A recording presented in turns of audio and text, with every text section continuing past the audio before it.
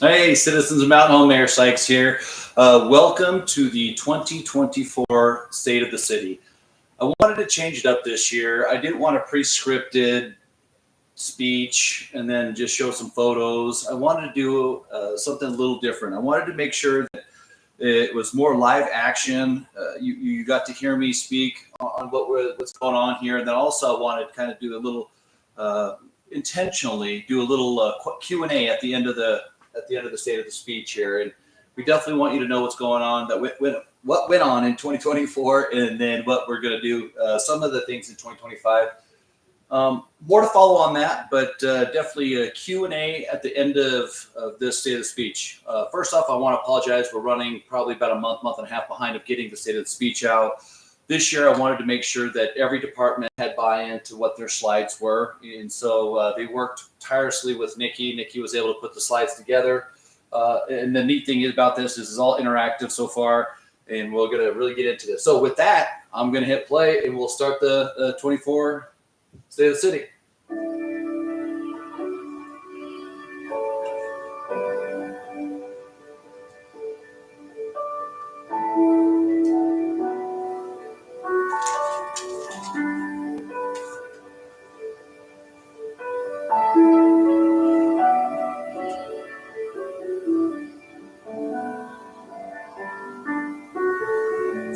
Love that. Love that.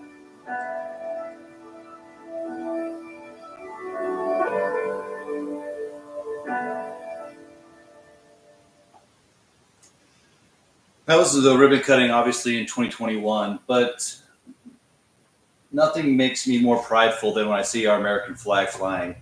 Mountain Home is, I would say, it's a blue collar community. Not afraid to roll up our sleeves, get our hands dirty. We definitely, obviously our motto is one town, one team, everyone working together. But then we also have the thing called the Mountain Home Way, and it's us standing for the flag with our hand over the heart when the national anthem's playing. It's back in the blue. It's those heartfelt things about our military that we love, our farmers, our ranchers, and so on and so forth. For me, that gets me up in the morning knowing that the staff here at the city is doing God's work and doing the work that the citizens have asked them to do, trying to get Mountain Home in the 21st century, make sure that we're not just innovative, but we're ready to rock and roll into the 21st century. So hopefully with this new state of the city, we're gonna see what happens. And if you don't like the way we did State of the City this year, we'll go back to something else. But the trial and error is our kind of our motto. So with that, we're going to go forward and kind of talk about city government really quick. So Mountain Home is a strong mayor council form of government. The role of the mayor is more or less the executive branch. I'm in charge of all the city staff, so on and so forth, the day-to-day operations. The council's in charge of budget, ordinances, resolutions, and things of that nature. So we all try to make sure that everyone's doing their work to make sure that everything's running efficiently. So with that, you got Councilwoman Workla, Councilwoman Garvey, Councilman Harjo, and then Councilman Brennan, all sitting on the council this year. So with that, city clerk's office is a very important staff-oriented thing here at the city. Tiff and her crew, oh my gosh. And I also am going to throw Nikki in here. Nikki is also part of the city clerk's office staff. But she does all our correspondence, all of our videos, digital marketing. I'll say this about Nikki, she's crushing it. She's doing a great job, and it makes my heart good to see what the kind of work she's been able to put out there. With that, you have Tiffany Belt, who is the city clerk, HR director, and then you have Daniel Mercado, deputy city clerk, and then also payroll. Everybody loves Daniel because he gives paychecks once a month. So he's their favorite guy of everybody. And then Amber, we just brought Amber on this last year. And right now she's crushing it. She's in charge of all the public records requests. She's in charge of the cemetery plaques, and she's in charge of anything that Tip probably needs, but they crush it every day, and I'm proud of them all. So resolution statistics, kind of some financial reports that I wanted to show just for continuity, clarification, just so you guys can see those kind of the where we usually range, about 34, 30, 26, 38, all that good stuff. But establish policies and procedures, approve budgets, so on and so forth. And like those things where it says, do you authorize the mayor and the clerk to sign? That's part of these resolutions as well. Ordinance statistics. So I kind of wanted to give kind of a bounce back from prior years to current years. And so as you saw, if you look at the numbers, so last year there was only 4 ordinances, where in 2022 there looked like 32 ordinances, which is that's a busy year for the city staff and the city council. All right, agreement statistics. These are the ones where obviously this is where the local law regulations are enacted and then the ordinances, so on and so forth. Though, but I also wanted to give you kind of a brief synopsis of those as well, where you go from 2020 to 2024. So about average, maybe a little higher than average. If you were to take it, yeah, probably I'd say probably right in about the middle. So if you really take care of that there. And these are the intergovernment agreements. Those will be contracts. Those would be land use development, so on and so forth. All right, meetings and community requests. So our clerk's office takes pride in doing the public records requests, and so Amber fields probably 90% of these. You got to remember, this does not include the Mountain Home PD public records requests, so they have to do their own, and they have to do a lot of redacting for safety and for legal reasons and stuff like that. So same with this, and then all of the records in 2024 took, if they took. So some public records requests only take like 15 minutes. If they know where to find it, they know what the citizen's asking for. Some of those could be 15 minutes. Some of them would take more than an hour. So just some statistics. If it $28.91, it would be about $8,354 $3.99 of labor costs to request, so to complete a public records request. So those are kind of like the averages. And then obviously you can see on there, it's 74-102 subsection 10, subsection 8 that are Idaho code public records requests, but we in 2024 had 289. All right, human resources support. So this is everybody. When you come into City Hall, this is actually City Hall. If you take it, other than Chief Moore and Fire Marshal Reed, this was the crew for 2024. We are proud to wear the "You Are More" shirts that Ava Johnson started that campaign, and we are proud to be a part of that. So it is one of those things that we try to jump on. If the school needs something, we'll try to support that for sure. So we got about 100 full-time in 2024, about 105 full-time employees, four part-time employees, 27 on call with up to 70 seasonal employees. So those are kind of just some of the statistics. I'm not going to try to do death by PowerPoint, but then obviously you see we didn't have Nikki on there because she didn't join us till 25. So here moving forward. Current. All right. Mountain Home Secured Planning Grant. So some of the grant stuff that we do is obviously construction for the pool, well 17, all that good stuff. But we're very proud of our grant administrators. So I've been lucky enough to have 3 grant administrators. One was Susie, one was Jamie McDaniel, and then Alexa Vork. We try to go out and find every dollar possible, so we don't have to spend your money. We'd rather spend somebody else's money. We jokingly say that, right? And so like a big grant is a FAA grant, right? And so that's kind of a user-based fee. It's not federal funding per se. It's based off of people using the airport or whatnot. But what they're able to do is go out there and really crush it and find out as many avenues of finding the funding to do all the great work we have here in the city. So one of the big ones was the outdoor aquatics facility project. We went out for 2 grants on that one, and so just so you know that this was a big key to getting our pool started, done hopefully here in the next, fingers crossed, 15 days, 30 days. So let's go here.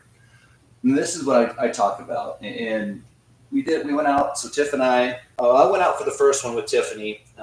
We went out for the Land and Water Conservation Grant because we needed funding for the pool. So We went out for the first one. Tiffany did the second one all by herself, and then we were able to cash match the grant for the aquatics facility.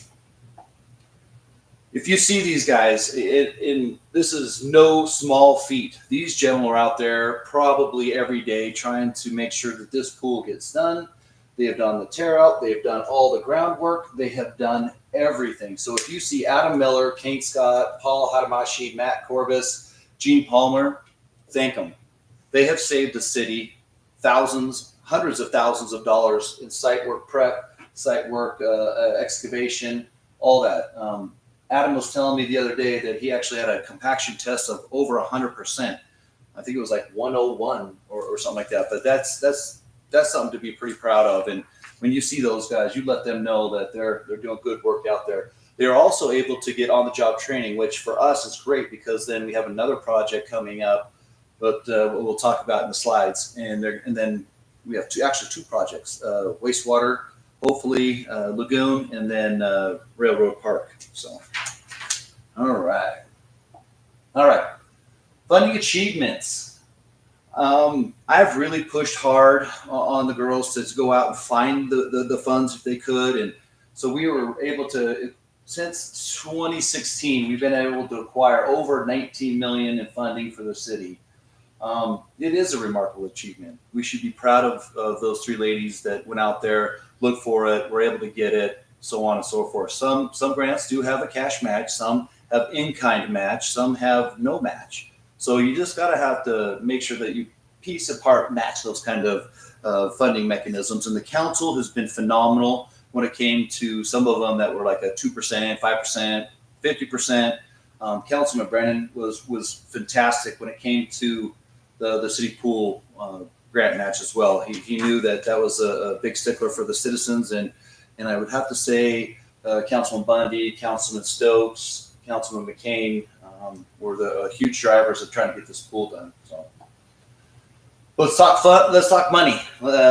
You know her as Paula Savransky, but we know her as the general. We know her as the finance director of finance, the Christmas elf, however you want to articulate her name. But Paula is in charge of all the ladies up front. So you have Belinda Romero as your deputy city treasurer, accounts payable Sue Monasterio, customer service. Sadly, Megan left us this last month, but we still have Kayla and Pearl out there for right now. So when we talk about what the girls do up front, and that's Belinda, that's Sue, that's all the girls up front, and then definitely Paula Savransky's office. If you took AP entries per bill, 716 average per year is 17,000. That's huge. And like I said, the 24-25 budget was 84 million. Let's just say a little under, 84,808,091 dollars. And that's, you got to take into account that's wastewater account, that's water account, that's garbage account, sanitation, and then the girls have also picked up all the fiber optics add-ins, so on and so forth. So that was, I think they added 419 customers of January 25, and that includes that new commercial, local improvement district customers as well. So those girls out there, they're crushing it as well, and I couldn't be more proud of them. All right, financial health, budget overview, major expenditures, they're crushing it. We try to make sure that we stretch every dollar is be fiscally responsible as possible. The reason we do that is obviously we have taxpayer dollars that we want to make sure that you, the taxpayer, can come in. We have a book that if you want to look at where we have everything allocated, we make it super simple. And then we also believe that fiscal conservative is very important. So we want to make sure that we do a cash carryover. You know, the government spending, we do ours from September to October. We want to make sure that every department head knows that if you don't spend it, you're not going to lose it. So let's be responsible with your dollars and do a cash carryover. So meaning we don't want every department head in September trying to just spend all their money because they're worried it's going to get taken away. That's definitely not what we do here at the city. The team is very fiscally conservative. So I want you to know that we stretch all your dollars every day, all day. All right. So City of Mountain Home's taxable value. So I wanted to put this up here just to show you kind of the change in value from the 19 to 2024. I mean, that's some huge change in value. Your levy rate has changed, and then your commercial rolls or has changed as well. So I just want you guys to know that. So why the change? So when you add more houses, it spreads out the taxable the tax over more entities, right? And then when you bring in housing, or not housing, but you bring in commercial, you bring in other entities, and then the state of Idaho also did a tax cut as well. So everyone their taxes should have gone down. And when I say that, like your levy rates have all gone. So back in the day, you're at 0.01 as a levy rate, and then now today you're at 0.005. Ooh, excuse me, 0.005 as your levy rate. So big changes. And then how do we compare to other cities in kind of, well, we just took the valley, right? The Treasure Valley. So if you look at it really quick, if you were to take the City of Mountain Home property tax per population per person, we're about $485.95 in Mountain Home, compared to Boise is about $717.28, which is a difference of about $231. So a little different, you know. I just wanted to show some comparisons from surrounding communities. And then property tax. So when I say this, your property taxes should have gone down, one, because of the House bills that were enacted, you know, at the state house, but then also the commercial we were able to bring in, and then your levy rates. But I also want to give you kind of the 2024 budget cycle when it came to your distributions. So if you take it, the police, fire, development, service, prosecution, animal control, parks, administration of golf was about 65% of your levy. And then the rest was streets, library, recreation. I don't know, I have some, and cemetery received about 35%. So it's kind of a neat little breakdown to kind of to quantify where your money went to. So, and then if you look at here, it's about a 0.25 and change in difference down there for commercial. All right. Well, I'm not going to death you by PowerPoint, but you guys can read this. So we want to build Mountain Home with Mountain Home in mind. This is kind of what it all means. And so I think you guys can read that, get the gist of it. Smart city upgrades. Okay. I know we've been frustrated. We've done 2 migrations over the course of this last year, trying to get into the 21st century. But we also were able to do some grant funding and so on and so forth to get some security cameras throughout the city parks, pools, other areas, your water, your wells, your wastewater, and so on and so forth. But we also, when I talk about getting you guys in the 21st century, we want you guys to be able to do Apple Pay, Venmo, Cash App, or whatever it was. And so that's why the migration, we went to the first migration and they didn't take it. So then we switched to another one so that you were able to make those online payments a little easier, a little smoother. So we have a new program that should work really good. So if it doesn't, let us know. We'll try to take care of you as soon as possible. Online streaming ordinance implemented for streaming the council meetings. And I would say we're probably one of the most transparent cities when it comes to how our meeting minutes are written compared to other cities. And then definitely try to stream as many things online as possible, whether that's Mondays with the mayor, whether that's council meetings or public service announcements. We were supposed to do a video last week of the pool, but we'll do that this week. We want to make sure Tiffany's here because she's the godfather of the pool, you know, or the godmother of the pool. So we definitely want her there. Let's talk about street, sewer, and water. And then we'll also throw in a little bit of fiber in there as well. But obviously I have Chris Curtis, Public Works Director, Gene Palmer, Dave Sontag, and then Don Flynn. You got your water superintendent, wastewater, street superintendent. They're always thinking outside the box, trying to figure out what we can do, one, to make sure that the current issues that we have currently are taken care of with the financial needs that we have. How do we get into the 21st century? And obviously you see some control panels, that take about 30 to 50% less of the municipal energy, and then we have 49 sewer main inspections. We do all the repairs. We camera a lot of those things, and then obviously we were able to put well 15 back up this year. They've been inoperable for about 2 years, and then the fiber crew installed over 8+ miles of fiber conduit to connect over 270 new homes, and we hopefully soon we can close out this LID. Some of their 25 goals this year. Going to keep doing the technological advantages, but like I said, I'm not going to death you by PowerPoint. This year, we're also we just had the RFQs came back. We're getting ready to do 2nd Street, 3rd Street, Chestnut, and part of 4th.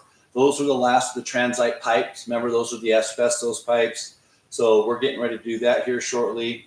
More to follow on that one, but that's a huge thing for them.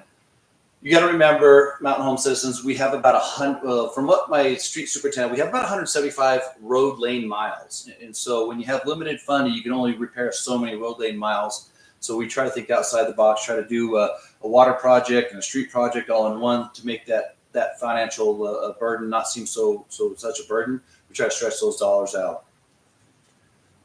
With some of the main advantages we're trying to do is, like, if you take the wastewater plant road service rehabilitated, the city intends to completely rebuild road services at the wastewater treatment plant. This will improve and will enact accessibility and safety for municipal workers, so on and so forth. But then also, we're also trying to find how can we do an asphalt plant machine, and that'd be a game changer because there's none in the Northwest. And what it does is it takes your current asphalt, it chews it up. Well, you heat it up, it chews it up, and then you put some emulsion in it, and it lays it back down smooth. And if you need some extra asphalt, you can throw some more in there as well. What you do is you go in, you make sure that the uneven spots, you go in there, you do the compaction test, you make sure that that's all good.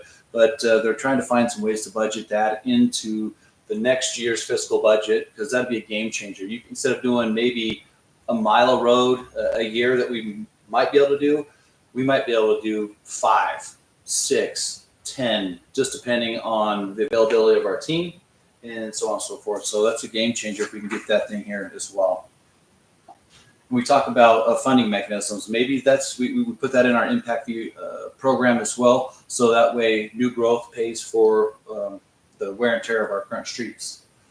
And this is just some of the street funding mechanisms. So they give us the House bills right here. This is where we get some of our street funding from: House Bill 312, 362, 354. But then a lot of people are like, well, we have county residents on city roads. Yes, but the highway district does do some cost sharing with us. Sometimes we do projects together, and then sometimes, actually, Smith Road was a great avenue of cost share. We did some chip seals out there, fog coating with them as well, and we were able to get that Smith Road out there.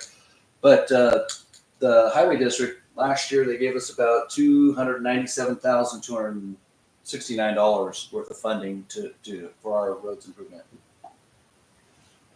I'm excited. This guy is always doing something. This is John Matthews, man. This guy, he crushes it. If you want to know how deep a water line is, a wastewater line, fiber optic line, he has it all GIS in our GIS system. He literally can tell you where every little thing is. He's gone out there, he's measured it, he's got it back to the GIS map. He's the administrator or the gatekeeper of all this. So he knows where probably everything is. If you wanted to ask, he probably knows where everything is buried, if you know what I mean. So, but this guy, he keeps crushing it. I love that guy. What we're doing out Mountain Home Airport, this is kind of a neat thing too, is we just acquired 273 acres to expand the runway. And why? We believe that we need to diversify our portfolio, how we bring in economic development, or what that airport sees in the future. We were able to bring in FedEx, which is in the area of non-aviation. So they rent out a spot, and we make a little profit off that, and then we put that back into the airport, which is awesome. But we also have BLM that is getting ready to hopefully do a ribbon cutting out there. They have a little bit more to go, but their building looks really great. They're getting all their stuff set up, and so we're pretty proud of that. I think one of the biggest things is we were able to have FAA come out here, and we upgraded our leak detection system, which was huge. And we had some issues that you hit the emergency shutoff switch and it didn't shut off. So that was pretty scary. So we have all that upgraded. And then we wanted to make sure that we have the latest and greatest improvements out there at the airport. We're getting ready to break ground on an 80 by 80 foot hangar. That just came back, and it's not our city tax dollars. So you got to remember, every year we get about $150,000 of FAA money because we have an airport, and it's based off of tail flashes, I do believe. Don't quote me on that. And if you do over 100, they give you more money. I think it's under 100, you get 150,000 to do improvements, and they tell you what you can and can't do with that funding. So what we're doing with that funding is we're matching it with a grant we got from the FAA to build this hangar. And so we got about $1 million grant, and the bids came back at, I think it was like 655,000, somewhere in there, to build this hangar. So we'll use that as cash match, and we'll be able to turn that into some other income for the city of Mountain Home too. We're excited for that. All right. I know this is a long one. You're probably getting tired of me rambling. So building services staff, we have Hank Patrick. He is our official building official. We got Ted, who joined in 2024, and then Brenda Ellis, who was promoted in 24, and Nicole, who was promoted in 24. And then for your code enforcement, we got Cody Collins and Rodney. And my, like I said, it's always a little bit different, but see, I've got yellow on mine. And so the code enforcement team identified and addressed 1,465 code violations, weeds, tall grass, refuge, all that kind of stuff. And then the team issued 422 building permits. And when people think of a building permit, they probably think, oh, it's a house permit. No, it's not just a house. It's a fence. It's a roof. It's something that it might be a gazebo. It might be a pool. It might be something that someone's building. Those are all considered building permits. And then between Hank and Ted, they did over 1,653 building inspections. That's a lot for two people. So we're very proud of them for what they're able to do. They keep crushing it as well. So in 2024,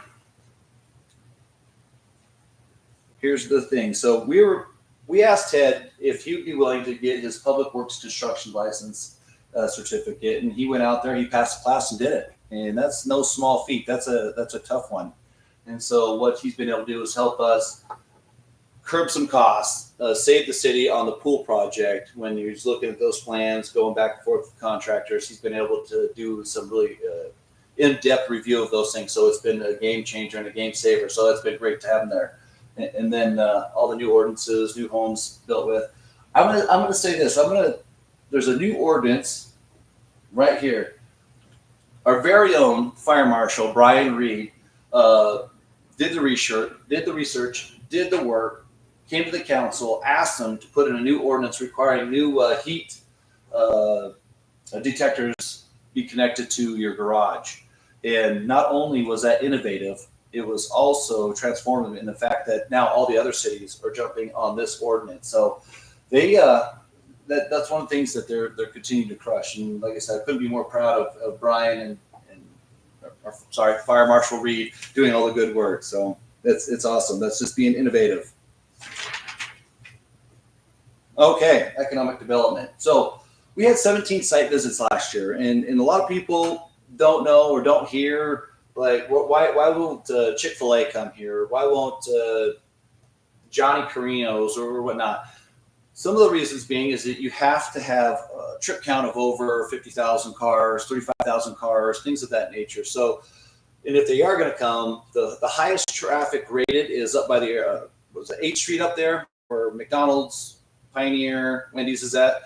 That corner right there. So we're waiting for the developer to start developing that one. That's where everybody wants to be, is that corner. The problem is it's a really tough area to get out if you want to take a left. ITD isn't going to do, from what we've been told, don't want to do a roundabout there anymore. So we're waiting to hear back for about what ITD really wants to do up there. So that'll be a game changer. But another cool thing is Idaho Power. They did the sawmill substation out by Optimus Park, which is pretty cool because that'll bring more power. And then what we do for the 273 acres If it's aviation related, we can do some great economic development, commercial entities. If you want to do anything out with Marathon Cheese, if they want to expand, which they're in the market right now of trying to expand their facilities, whether it's here at Mountain Home or back in Wisconsin. The council was gracious enough to waive some of those fees, which is it's a game changer, because if you think about it, that's fees that they don't have to pay. But if they're going to build here, it's a $20 million facility. Just alone in taxable value is about 190, I think it was $192,000 in tax revenue. So it's great. All right, here we're going to blast through the next ones here really quick. Some of the residential, whether it's Thunderbolt Landing, Blue Yonder, Morning View, the Village, as those are popping up. Falcons Landing. This is the one that hadn't been done in over 2 decades. So we had no workforce housing done in the city of Mountain Home for over 2 decades. And so for us, regardless of your financial outcome in life or how, wherever you meet, we wanted to make a place where people of all walks felt welcome, felt they had a nice place to lay their head down. When you have a nice place to lay your head down, schoolwork improves, work performance improves, life in general just improves for everybody. So we were so excited that Leap Housing came out here. They were able to put these up. They are hooked up to Mountain Home's high-speed fiber optic. And so if you're somebody that doesn't make a lot of money, you're able to get in here. You don't have to pay very much for your broadband. And it's pennies on the dollar, I think, is what they were telling me. And then this coming year in 2025, they're going to do another housing development, 30 more units. So really diversifying Mountain Home's a way of life here. Silverstone North, commercial development. So I always talk about the pendulum of taxes. So back in the day, Mountain Home's heavily all homes, right? We had a ton of homes here. Well, not a ton of homes, but we had more homes than we did businesses. So when you add a business, that offsets your personal property tax, right, for your home. So it's kind of that pendulum. The more business you get here, the more the business pay property tax. Like I said, it spreads out that delineation of taxes, right? But you want more businesses. So we were pretty proud of ICU coming in, Desert Sage coming in, Pantera, Bontanas, and then Tidal Wave. Them coming in is a game changer. It helped us. And as you saw, that levy rate, remember, it was about 1.25 difference in the commercial. That was a big game changer as well. But little fun fact from last time I talked to the Desert Sage CFO, I think they still are the only one in the United States that has a drive-through. What do you call it? You can actually drive your car to the garage and they'll come and see you, so you don't have to get out of your car. And that's innovative. That's something that I don't see any other hospital doing something like that. But that was super cool to have in Mountain Home, to be the first to do it. So I was proud of it. All right, public safety. So we're going to let Chief Thompson Good morning, speak. I'm Chief John Thompson with the Idaho Police Department. I've been in law enforcement for a little over 36 years now. I started out in Orange Sheriff's Department in California, moved to Washington for a little more than 22 years. I've been here for the last 3 years. Had the enjoyment to be the chief of police for a little over the last 2 years now. Big part of my career was in detectives and SWAT. I currently teach for outside organization doing SWAT and leadership skills for SWAT team throughout the country. As of yesterday, the 2024 stats show crimes against persons down a little over 10%, crimes against property down a little over 4%. A big part of that is my attitude and communication with officers to be more aggressive in their patrols, to be more mindful about who they're contacting, why they're contacting them. If we have, for instance, drug offenders, stop their cars. If you've got legal reason to do so, make sure they're arrested, search their cars, find that contraband. If those drug offenders are in jail, they're not on the street committing more crimes. And that's part of the reason for the drop in crime. Another reason is the better cooperation, especially our county prosecutor, with follow-through cases, documenting cases, making sure we've got the evidence we need to prosecute those cases appropriately. That lends into post and certification of professionalism of the officers. In this calendar year for 2024, we've learned that Post has certified all of our current officers as far as the necessary training hours for legal. Nobody's falling behind. They've all got above and beyond the necessary hours. Mountain Home sits in the middle of Region 3 for Post, which is roughly Elmore to Twin Falls, roughly.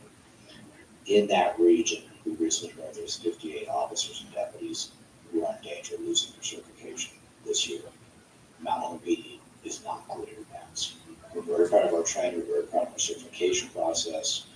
We recently went through the Idaho Chiefs of Police Association accreditation process and became the 23rd agency out of roughly 100 statewide to earn our accreditation process.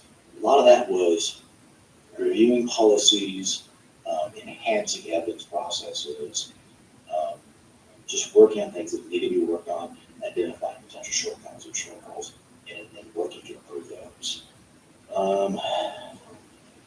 Next is probably our staffing. Last year, we hired 6 new officers. 4 of those were brand new officers right out of the academy. One was a lateral from the Sheriff's Department, one was a lateral from Haley PD. We are, with the exception of one administrative lieutenant position, we are fully staffed here at the PD and fully staffed at the Animal Control Center. So having the manpower available to actually do the work we need to do is fantastic. And finally, we've got much better relationship with the community.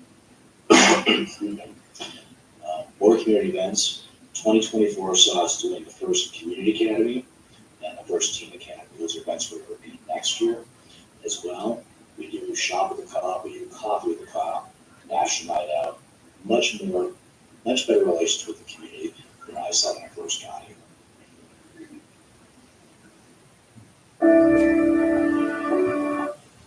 All right.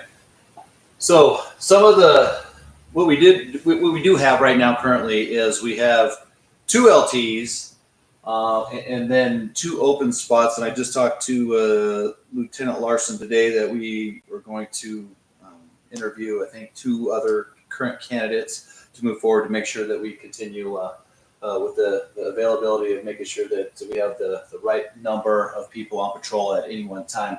This is kind of the who we have, the 2 cute John Thompson Ty. Now we have Lieutenant Jake Dudley, and then Amy Pearson is the executive assistant to Chief Thompson. And we got to remember, everybody, this was in 24. These slides are 24. What was there? So obviously we're in the hunt right now for a new police chief. So I know there's good people that are like, wait, he's gone. So don't worry, we got that working right now. Sergeants, corporals, all that.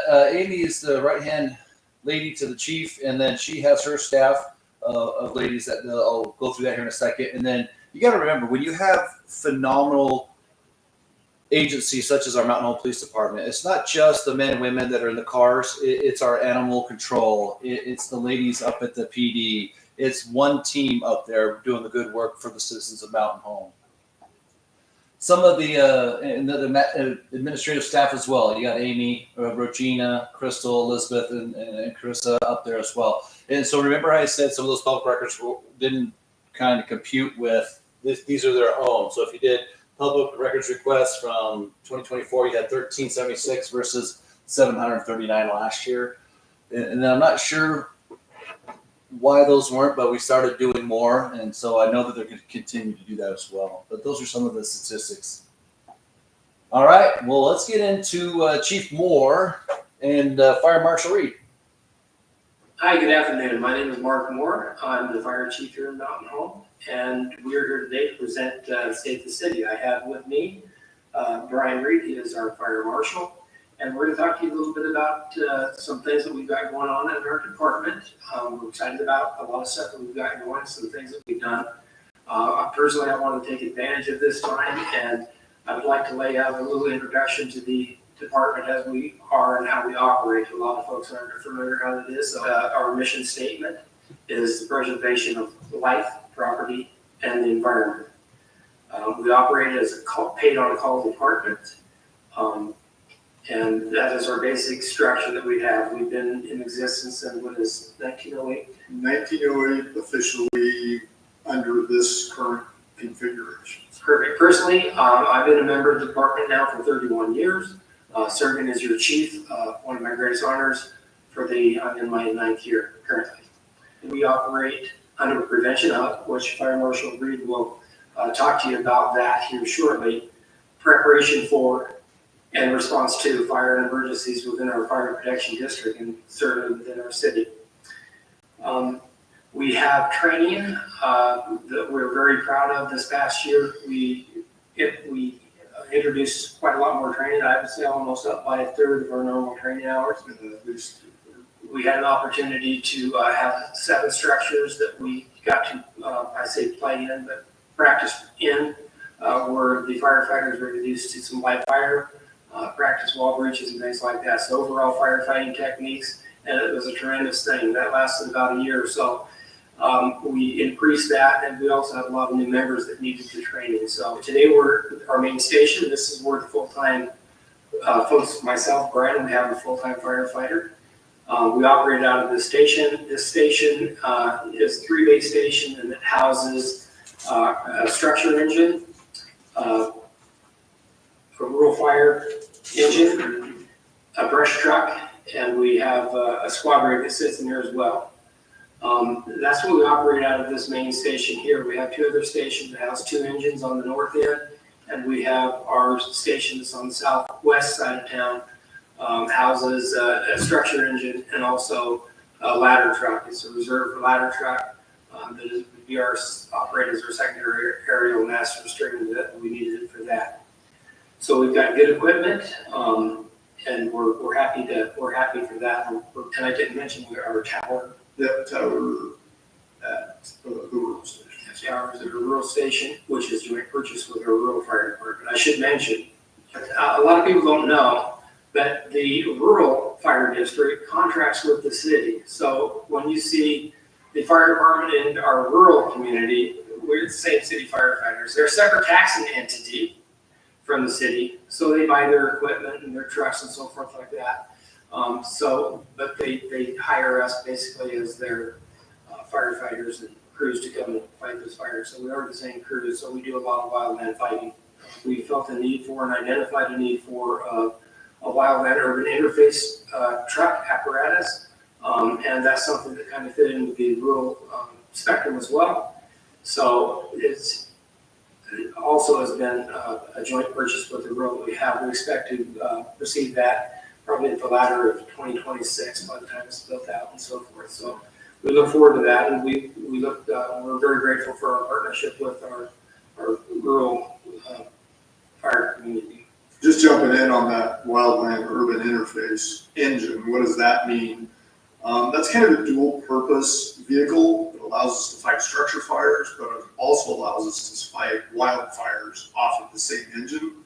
So as the city expands out into that kind of edge of rural and city in that desert area, and you get those desert fires that come ripping across, this engine will allow us to kind of transition quickly between one and the other. So a good multi-purpose, forward-thinking vehicle.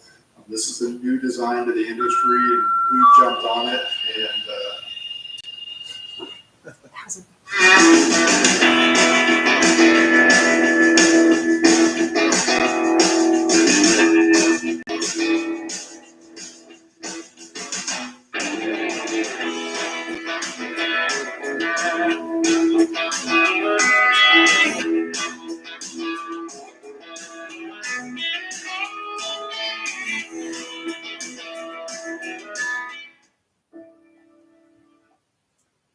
So I don't think we could have timed that any better. Their page tone went off exactly when Nikki was doing their interview with them. But I also want to send out a huge shout out to Fire Marshal Reed. He became the department's first international associate arson investigator, certified investigator technician. So that's a huge feat and a huge goal. So we're super proud of him for that. And then here's some of the kind of the rundown of what they were able to do. I will tell you this: when you play for you work for different departments, but I will tell you, our fire department, our police department, they play for the same team. They help each other day in and day out, whether that's shop with a cop, whether that's anything that has to do with helping the police officers with the flags or whatnot. Then when one department shows up, these guys and these ladies show up, and the Santa letters, all that good stuff. They're totally bought in of giving back to our citizens in our community. So when you see them out there, tell them thank you for their service. They do God's work is what they're doing. So that's our police department and our fire department. All right, information technology. I know everyone wants to talk about firemen. They're cool ones. Same with the police department. But what we did this last year is we wanted to stand up our own IT department. One, cost savings. We wanted to make sure that we are very fiscally conservative and conscious about your tax dollars. We were paying a third-party entity a lot of money. And so we were able to acquire Brandon Insco and then start to transition away from the third-party entity. And then also we were able to get Randy Allenbot as well. But what we're trying to do is, like I said, make sure that, one, we have in-house IT. I know the police department were having some issues with their IT in the cars at the station, and we would always call somebody from Boise to come out, and that got to be a pretty penny. And so the council allowed us to hire Brandon, and then they also allowed us to get another IT guy when Brandon's gone, or vice versa. They're a tag team duo. Some of the things in 25 they're going to be doing, there's going to be doing a lot of migration, Windows migrations, new phone systems. We just got done. And then, like I say, you can see some of the tasks, like that one's done. And they redid the whole interior of City Hall with new cabling so we could actually get internet in here that worked. Let's go into recreation. Everybody loves recreation, right? You got Dennis Pings, you got Brianna, you got Kristen, you got Debbie, and then we also added a new guy. His name is Trevor, I do believe. Go back to the IT department really quick. Brandon and Randy, they might be a small department, but they're mighty. They crush it. They help everybody. They can come and go. Randy's here all the time, and Brandon's up there, vice versa. They're coming and going, but they crush it. All right. Not to take it away from Dennis and his team, but they crush it as well. They continuously, just look at the total participants. This is last year. That is huge, considering we have a town of 16,500 people. But yeah, we welcomed Trevor in 25, I think. So he's there currently, but those are kind of some of the neat statistics that they're doing. After school programmings. Those are the things we call quality of life. Those are the things that are important. It's like when we go out for economic development and you're looking for a business, businesses look at what your town has on social media. They look for things for their employees to do. They'll look for a cemetery, which is kind of weird, but they look for a cemetery, golf course, library, Parks and Rec. How good is your Parks and Rec program? And those are all the kind of the caveats that make sure that Mountain Home, Dennis and his team are setting the standard. When they crush it. They go to all the things over in Boise or wherever they're going, like, how do you do so many? And it's just a good team, a good family atmosphere over there. So some of the cool stuff that they're doing out there as well. Oh, movies in the park coming up, soccer, basketball, fishing. You name it, looks like they did a slip and slide out there as well. And this is a video. How much time we got? We're good? We'll skip the video. This is just about the skate park. Even though that thing is cool. That thing is busy. We also believe in quality of life when it comes to making sure all the citizens feel as one team, one family, one team. And so the neat thing about this, we do the trunk or treat, which continues to grow. When we did the downtown project, we were able to partner with the chamber. We obviously did it at Carl Miller Park all the time. But then the neat thing about this, we partnered with the chamber at the annual Harvest Festival, Spooktacular. And so the Spooktacular trunk or treat, right, is morphed into, I think, a 3-block corridor. And last year, I think we partnered with the police department and did Jurassic Park. But this is a fun, safe family event. So definitely come on down and participate. Obviously, my favorite holiday, Christmas. We want to make sure that we continue this hallmark memory. We want our 366 gunfighters, when they're coming to Mountain Home, our biggest question is, why not Mountain Home? Why doesn't Mountain Home like have a botanical garden, or why doesn't Mountain Home have ice skating rink, or why doesn't Mountain Home have these things? You know, Mountain Home's small, but we're mighty.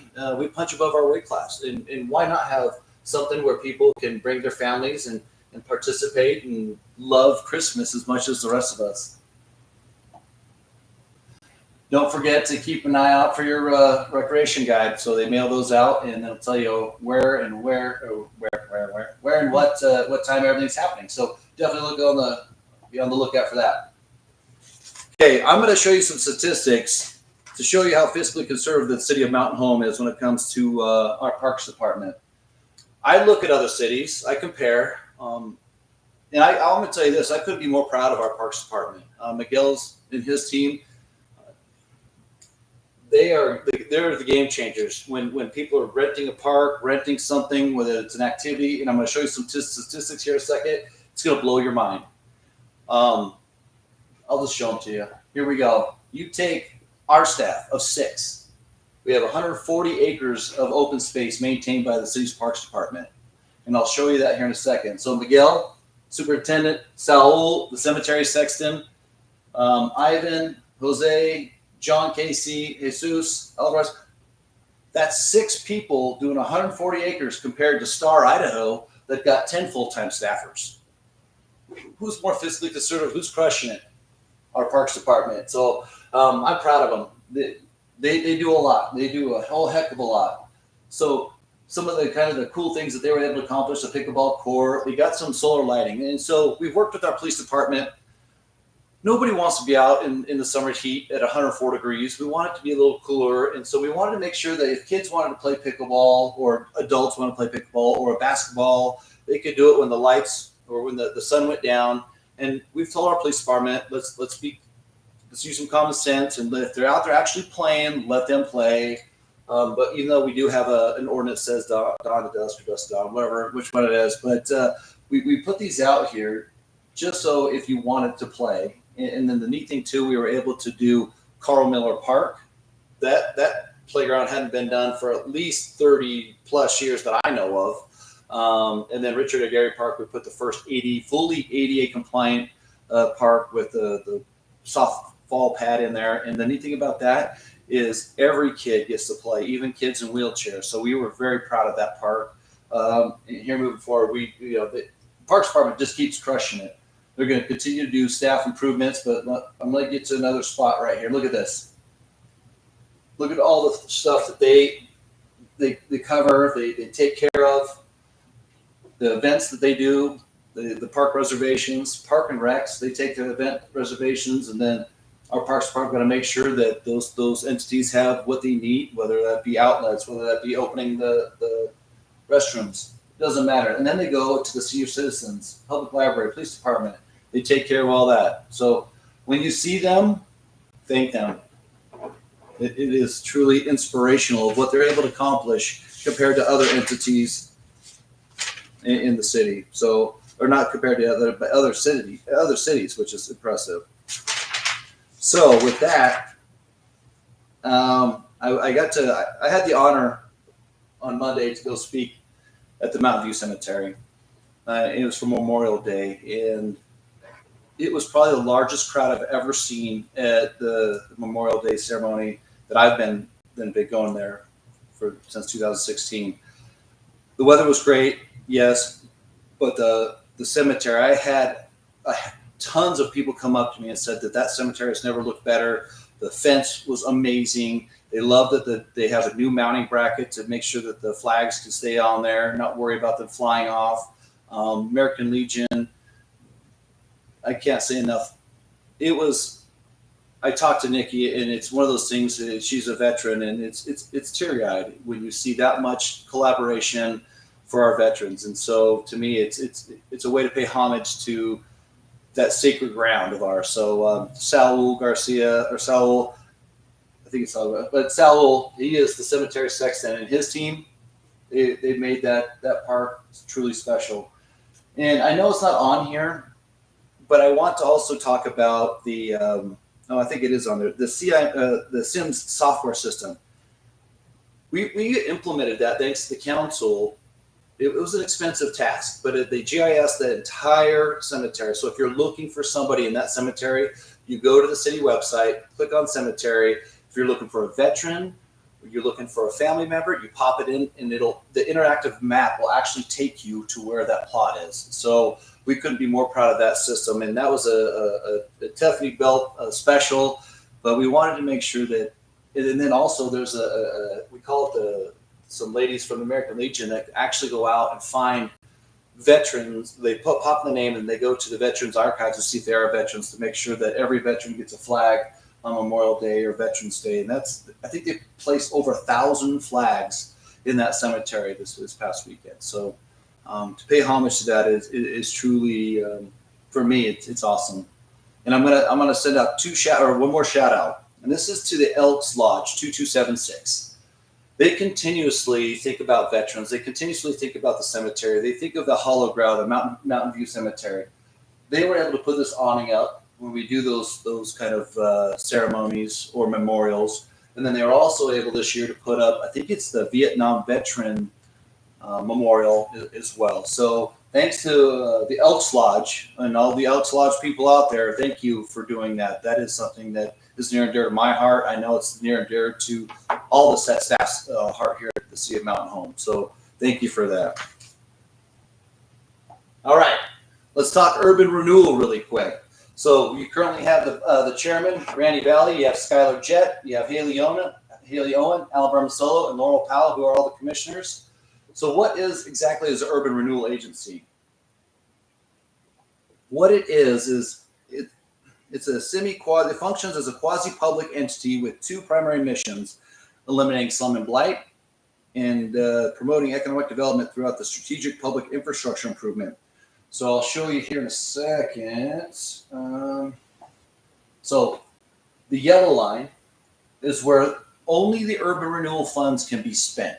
So, and then obviously this is the red line where it says the urban renewal lines. And so what that means is they take Marathon Cheese, where they would have paid tax, they take that money and try to renovate or get rid of slum and blight and do economic development. So they've done a ton of work in the downtown corridor. So obviously funding of all the sidewalks, business fronts, tried to do actually we repaired a lot of 3rd Street, 2nd Street, Main Street, excuse me. And then they're getting ready to start a new function downtown. So with the downtown improvement, they were able to do all those cool things down there. And coming soon. This is what gets me out of bed in the morning. I'm excited to see the funding go to something cool for the citizens. And it goes back to that, why not Mountain Home? Why don't we have splash pad? Why don't we have cool stuff like every other city has? And so this is the way that it funds it, that the Urban Renewal said, you know what? We believe in it. It's kind of like the cherry on top of the downtown corridor. So what we believed in is kind of a cool old train depot, interactive water. And so what that means is this is like the Archimedes screw, shows kids how to get water from one basin up to another, splash pads. And then we're leaving this purposely open with some synthetic grass, but we're leaving this open hopefully in the future to do artificial ice skating rink for wintertime. We thought about it. So what you see is what you're going to get. Urban Renewal says these pictures are what you're going to get. There's no changing. There's no nothing. This is what they wanted. And so here moving forward, this is what we're going to get. So it's definitely going to be eye-catching and exciting, and more public parking downtown, asphalted, all that good stuff. And it should start here at the end of June, 1st of July. We'll do a groundbreaking, more to follow on that. But as I said before, Urban Renewal says no changes, absolutely not. And so it just goes back to that, why not Mountain Home? And I'm looking forward to having Community Canvas help us do some cool design work on that back wall. So more to follow on that.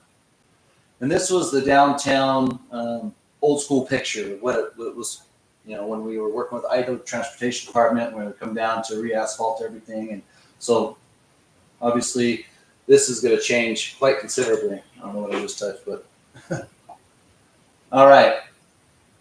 So you've heard a lot about our fiber optics. And so tonight there's a public hearing. but this is kind of like the game changer, trying to get everyone into the 21st century. We just closed out the LID #1, but we're excited. We have a crew that believe fiber optics and that believe that the citizens should have the choice to decide what ISP that they want, and if they want to own the infrastructure or not. Like, you own the water, you own the wastewater. Why not own your own infrastructure for the broadband? So you got Danny Katsoulis, who's the fiber foreman. You got Sebastian Abbott. You got Jordan Gunther. Those guys are hardworking guys, and they're out there in the heat. So if you see them, tell them thank you. And they keep crushing it. They're great guys. Desert Canyon Golf Course. We're proud of that one. This is we have some passionate people when it comes to the golf course, and everybody wants to see it to be a success. And so actually I have, what did I do with my number here? Oh, I got it right here. I'll save my number here for a second. We did some changes this last year. Birdies, actually I think it was this year, Birdies took over the concessionaire, and they've been crushing it. They've been doing a great job. Jared and his team, they remodeled a lot of the stuff in there, and it's been really nice. They've done a great job.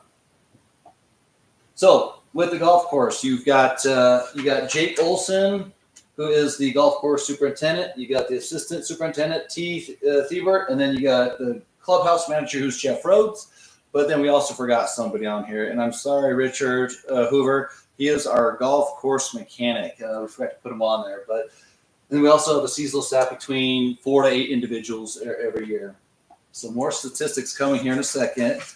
So Jake was able to get this in here, and you think of it this way: artificial turf, you can still stick a tee in there, you can still head off there like normal grass. Got golf carts that we were able to do a contract with Yamaha. I think at the end of the day, if you take over the 4 years that we're doing the lease purchase, it roughly comes out to about $2,500 per golf cart. This driving range system, the golf ball. So current today, I just pulled the numbers today. This machine is made little less than $20,000, and we're not even to the height of the golf course season yet. So last year we did about 33,000, I think, in revenue. And yes, it costs about, so if you take the range picker, the range machine, to put all this up, the lights, another, again, we wanted you to be able to hit at nighttime if you so choose not to do it in the heat. But this should break even. If everything stays great, this should break even all this within 2 years. That's crazy. That's crazy. So we're super proud of the golf course, and Jake and his team are doing good work out there. Golf course looks good, and obviously saw a PSA about a beaver. We still haven't caught the beaver yet, but Jake's working his magic trying to catch that guy. Mountain Home Library. This is another quality of life thing that we always talk about. Businesses talk about, do you have a library? Do you have something for my kids? Do you have books? Libraries are just not about books anymore. It's about digital access. It's about people finding a place that fits their niche, their niche. So the library director is Shasta. You got Bianca, Jessica, Megan, Michelle, Mark Light, Maggie, Ashley, and Maya. They're doing good work every day. That place is hopping. If you go to the library, it's hopping. And so the libraries are a little different entity. So the employees, other than so actually Shasta is an employee of the city, but she is governed by a library board. And so that's Daniel Mercado, I think, is the chairman. He's the chair, the vice chair. There's Charlotte or Carlotta, sorry. You have Christine, Priscilla, Laurel, and then city council. You have to have one per state code. You have to have one of the council as a liaison. And then, Shasta as library director. So Shasta works for this board currently. Not Councilman Hardro, but the other 5 people on there. And that's done by state code.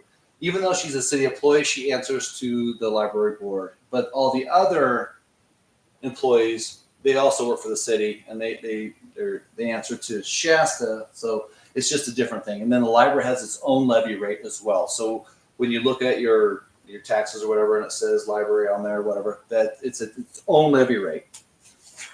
All right.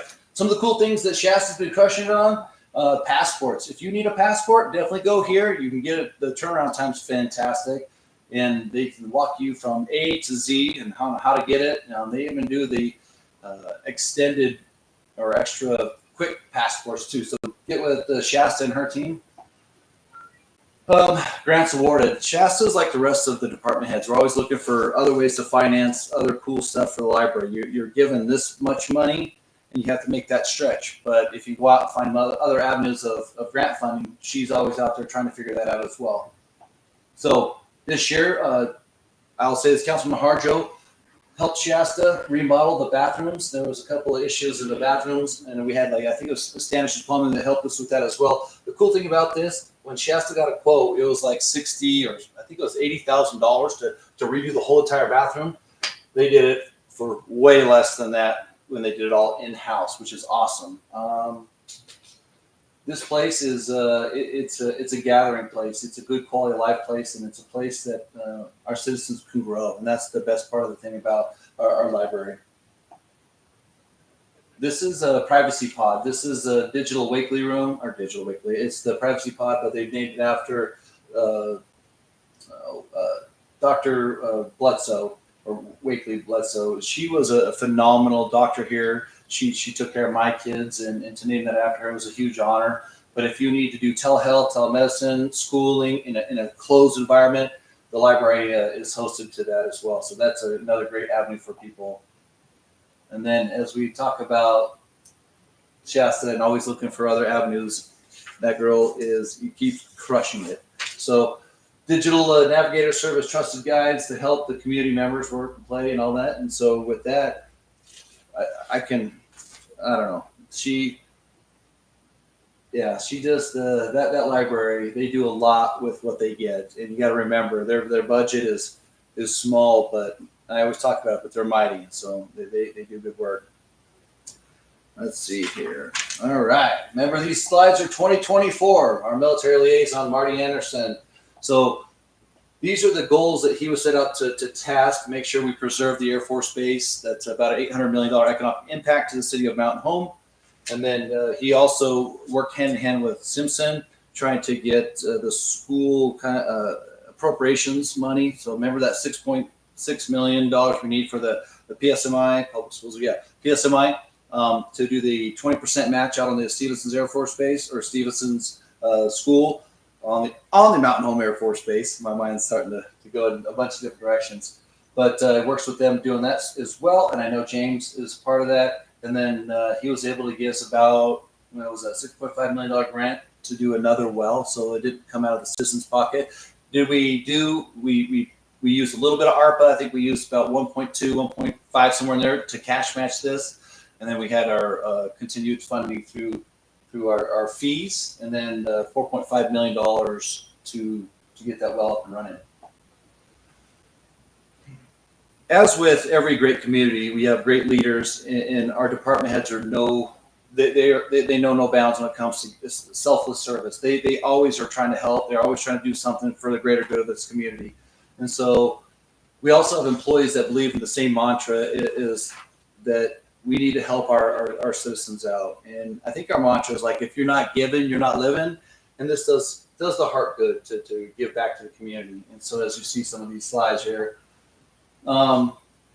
readers become leaders. That was a fun one for the department heads to get there and read a book, and those kids are awesome. But then we also not just do that, we do the Toys for Tots. The Mayor's Walk-In Challenge it's a Blue Cross or Blue Cross function, to where if I walk 10,000 steps every day for the month of October, they cut me a check, and I try to give that back to the citizens in some sort of, whether it's the schools, whether that's the bike path, the walk path, whatever it is, all the money I get, we give back to the community. And then all the department heads believe that we need to help the kids and walk with them, and they enjoy it. It's fun. It's a good time. It looks like Pearl's in a lot of these pictures, around here. That girl, you got over here, you got Brian Reed, you got Hank over there. We got Gene. We deliver some of these gifts as well out to the Air Force Base. And I don't know if I'm supposed to say this, but Chief Moore lets me drive the fire truck every once in a while. It's pretty awesome. And then we're getting that down to the end here. We did a survey this last year, and I'm going to go through these slides very quick, just because I know I'm getting close to the time, and you guys are probably starting to zone out on me. But some of the cool things, if the city had $1 million that you could spend on the city, what would it be used for? Would it be public safety, streets, recreation facility, new city hall, or do you want the money back to you? Everybody, I mean, not everybody, but it looked like everybody wants a recreational facility.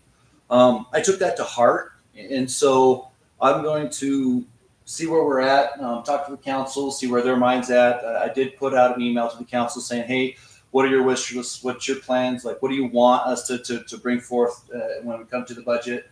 So if we can do something like that, that would be huge. Mountain Home definitely needs a recreational facility. We currently use the Good Counsel Hall, and we've been told that we got a short shelf life on that. It's going to be taken down here in the next couple of years. So if we can start the planning process now, save the money, or if we can get the money, if we go out and raise the funds, let's go build one this next fiscal year if we can. And then how do you feel? You're safe. Everyone feels really good. Feels safe here. Seasonal festivals is one of the big music festivals. What area of public safety would you like to see improved? Street lighting. I see. These are the cool things that I don't know, because I didn't know street lighting was such a hot topic. So us doing these, we're going to try to put out more in 2025, because it's better to listen to citizens and what they want than like, it's just better to listen to citizens, because you know what you want, and then it helps me guide how I try to get how we fund things or move forward in the 21st century. But street lighting, so we're going to be working on that this year as well. How often do you go downtown or go out downtown per month? What is 7 to 10 times a month? That's a lot. So that's pretty cool that our citizens are taking their hard-earned tax or their monies and going downtown and spending it on local businesses. That's pretty awesome. How do you obtain your city Mountain Home updates? This was a huge one for us as well. So when you talk about how do you get your information, 73% social media. That's huge. So hence bringing on the talented Nikki Stranetta. We want to be the most transparent city in the state of Idaho, which I think we are, and have her get as much information out there as possible, whether that be the PSAs, whatever it is. We're going to start morphing her into as the face of the city, because you probably don't want to you guys get tired of seeing this guy right here. But then what's your vision for the Mountain Home in the next 5 years? Or, what's your vision? And they want increased shopping options. And then I don't know what the other police specifies, but I don't have that readily available. But like I said, increased shopping options. We are trying. I know that that's at the forefront of our minds all the time, is how to bring in different entities for the shopping experiences. All right. What is your age range? And then do you have a growing family or grandchildren residing? It was pretty close, 48 and 51%. And then how long have you lived in Mountain Home? Majority, 10 years plus. Yeah, 10 years plus. And I'm going to close it out with be sure to follow us on these things. And so remember how I told you guys this was going to be a Q&A at the end of the presentation of State of the City. Did you like the State of the City? Did you not like it? Do you want us to go back to the way it was? Do you want us to change it up? How would you rather us do this in the future? But do we have any questions, Nikki? The only questions were in regards to the casino or the development up beyond the pilot. If there's movement happening, it just seems that it's a standstill. Yeah. So they've been talking about the casino for at least 30 years. I talked to Mayor Riss about it, and they were doing it when he was in office and long before that. And so you got two entities. You got the Show Pie and the Show Band. The Show Band owned up by the grocery outlet, and the Show Pie, I guess, owned in Ada County and Elmore County. More to follow on that, but for right now, you're right. It is a standstill. Nothing to write home about. They did have a meeting with us probably about 2 months ago, and they looked into a sewer treatment facility, and they were shocked at the sticker price, as all the citizens know in Mountain Home how the price is for that. Other than that, yeah, really nothing's happening that I know of. Anything else? No, that's all. All right, citizens, thank you for allowing me to do what I do, and then thank you for allowing our staff to do what we do for you guys. It's I can't say this enough. you're never a detriment to our day. And, just keep doing what you're doing. Definitely reach out to Nikki, reach out to myself, Tiffany Bell, anybody at City Hall. If you have any questions, just like the casino question, we'll let you know what we know, and we have no problem giving you the answers. But Godspeed. Thank you for allowing me to do what I do, and have a great day.